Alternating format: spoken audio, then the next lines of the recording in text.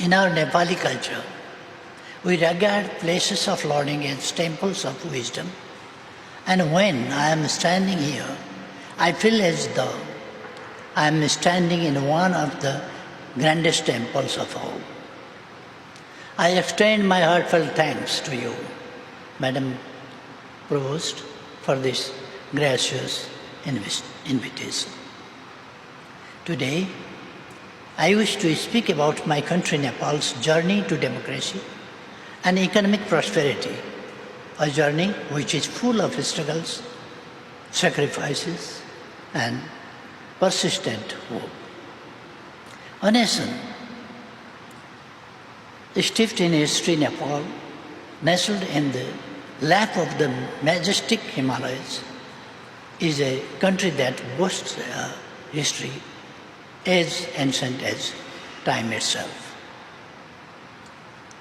The roots of our civilization stretch back over 5 millennia. While our past is steeped in spiritual and cultural treasure, the modern history of Nepal begins in the year 1768, when our ancestors, under the leadership of the then king, Prithvinarayan Shah, unified a series of small, fragmented principalities into a single nation. This was a monumental moment, making the foundation of modern Nepal. It is a coincidence of history that this unification occurred around the same time the United States of America adopted its Declaration of Independence. The two struggles of nationhood were taking place at the same time in human history. Yet they were oceans apart geographically. For Nepal, the road to modernity and democracy was not a straight path. For 104 years, under the Rana oligarchy, the people of Nepal endured the tyranny of an authoritarian regime that suppressed their freedoms and stifled their potential. The first dawn of democracy, the year 1951, marked a turning point in Nepal's history. After years of struggle, the Rana oligarchy was overthrown.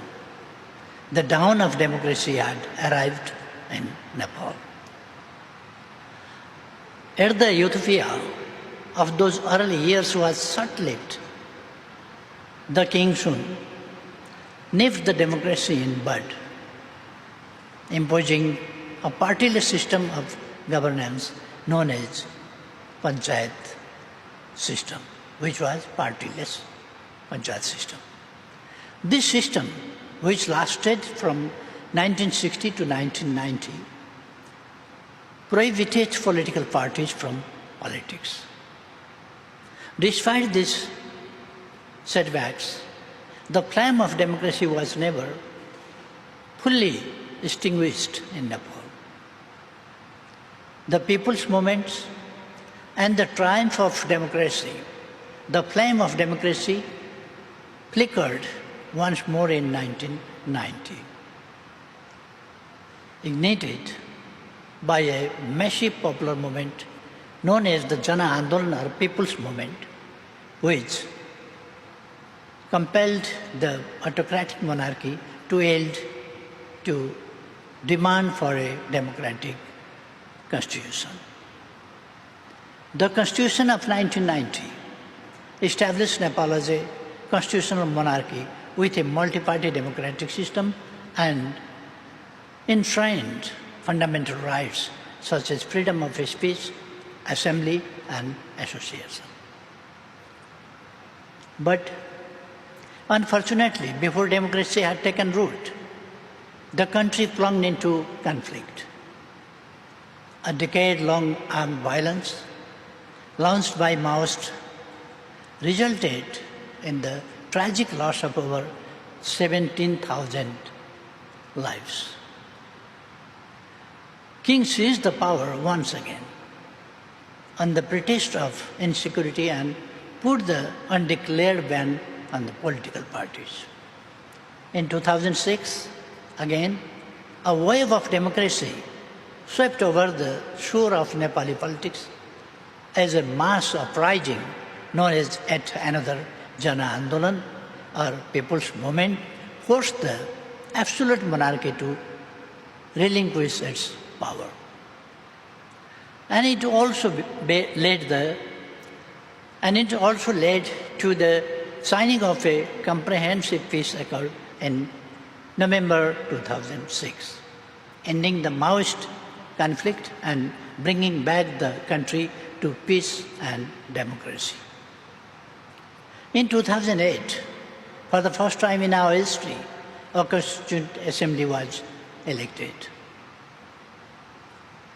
The first very meeting of the Constituent Assembly took a historic decision to abolish the monarchy, ending the 240-year reign of the Shah dynasty and transforming Nepal from an autocratic kingdom into a democratic republic.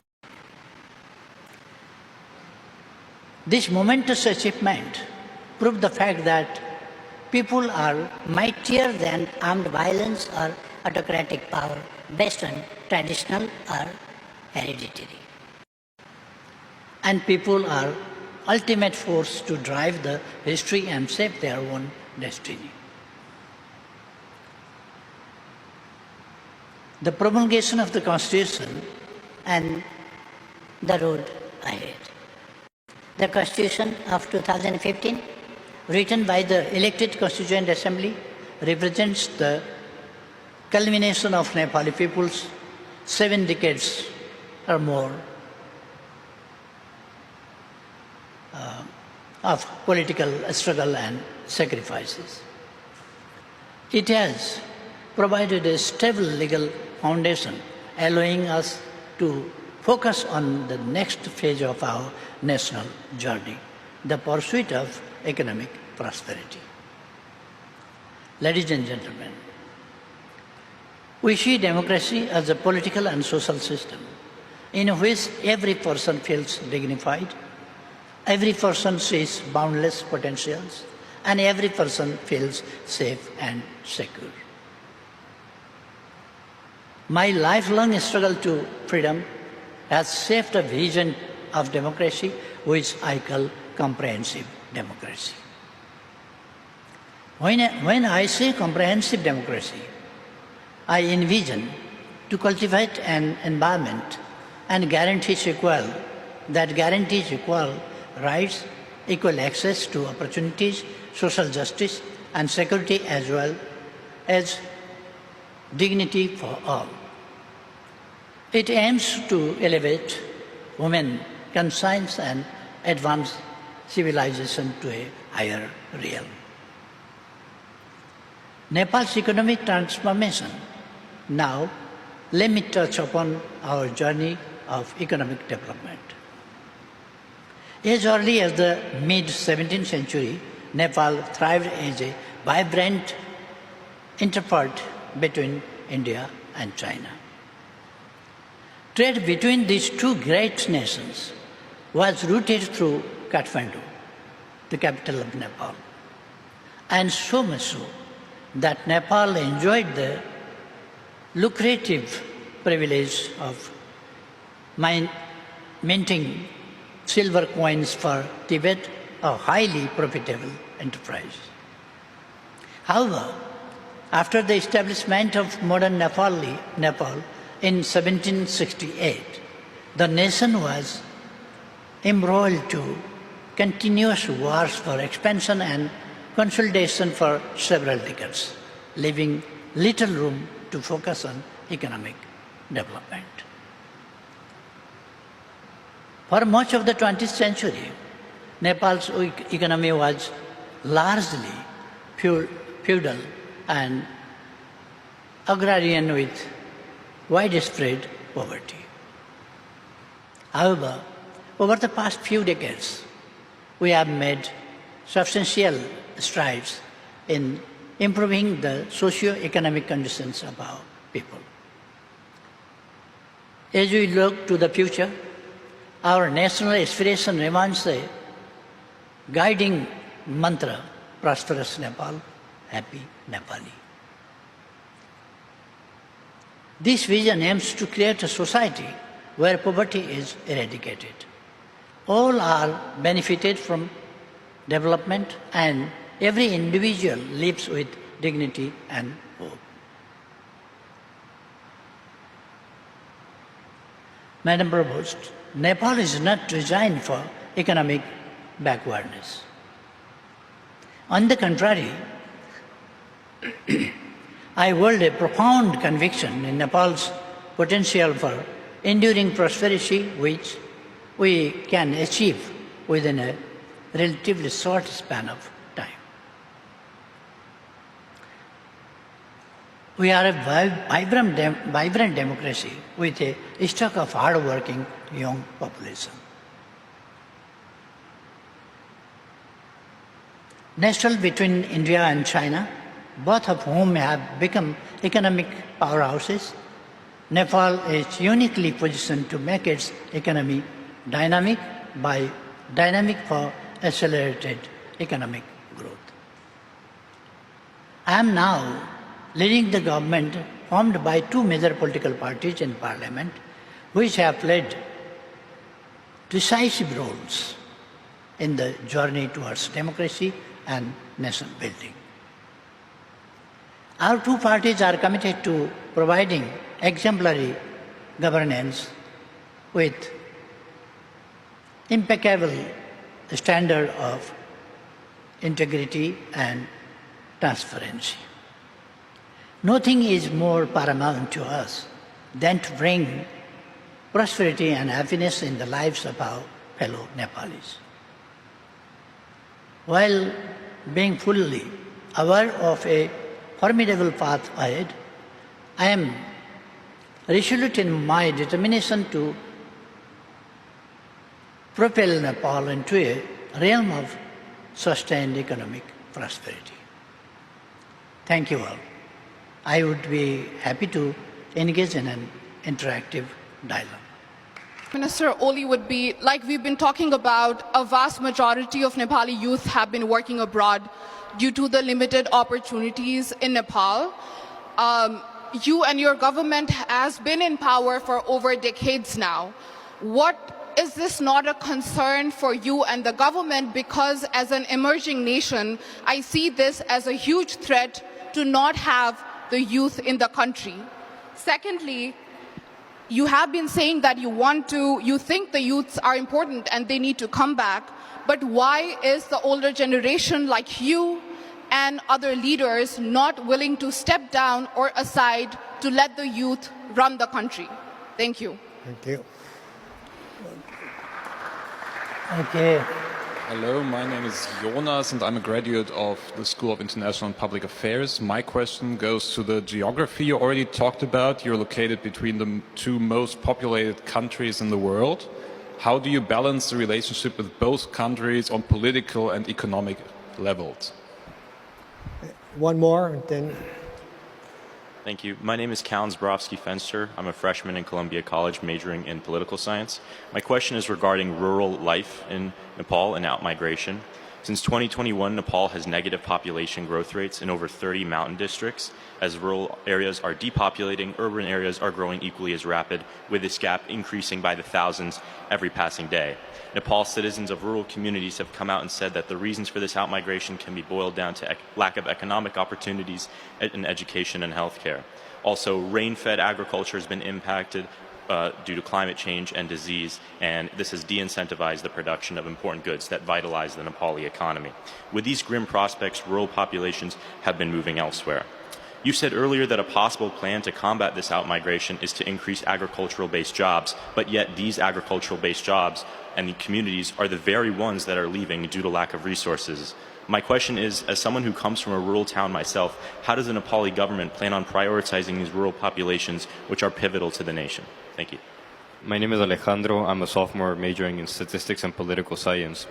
Your Excellency, as you have rightly emphasized on the lines of climate change, Nepal, despite being landlocked, is intricately connected to the global environmental ecosystem, including the oceans. Given the shared responsibility we all have in protecting the planet, how would you incentivize coastal nations to mitigate ocean contamination, recognizing that such pollution, through its far-reaching impacts, ultimately affects the high-altitude regions of the Himalayas and the promise of, as you call it, a happy Nepal? What diplomatic or multilateral approaches might Nepal advocate for to ensure that the preservation of the oceans becomes a collective priority, given its vital link to the mountains of Nepal and climate change all around the world? In my opinion, first of all, we have to love our country. If I cannot abandon my mother if she is even poor, I have to look after her problems and try to solve. And if she is poor, I shouldn't hate. I must try to change the situation. We are, and particularly the youth, are not to run away from the problems, but to face the problem and get victory over them. Every country was poor. There were no facility. When in our country there was education, there was medicine, there was treatment, so many things. So many countries were not formed yet. So, we have very glorious history. But because of different selfish rulers and autocratic systems,